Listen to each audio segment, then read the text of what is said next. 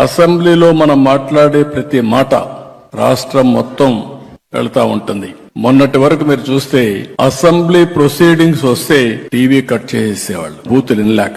ఈ రోజు నేను గర్వంగా చెప్పగలుగుతున్నా, ఆ రోజు గౌరవ సభగా ఉండే అసెంబ్లీ ఈ రోజు గౌరవ సభగా తయారైంది.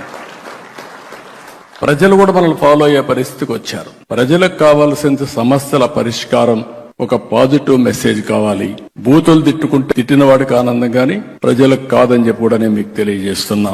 నిన్న మీరు చేశారు స్పోర్ట్స్ 3 రోజులు. మీరు ఇక్కడ స్పోర్ట్స్ ఆడిన విధానం మీరు చూస్తే రామ్ ప్రసాద్ రెడ్డి గాని స్పోర్ట్స్ డిపార్ట్మెంట్ గాని ఇంక ప్రమోషనే అవసరంలా. ప్రతి ఒక్క ఎమ్మెల్యే ఈ విధంగా ఆడుతున్నాడు అని అనుకుంటే మనలో అభిమానించే ప్రజలు కూడా స్పోర్ట్స్ లో భాగస్వాములు అవుతారు. ప్రతి ఒక్కరు కూడా గుర్తుపెట్టుకోవాల్సిన అవసరం ఉంది.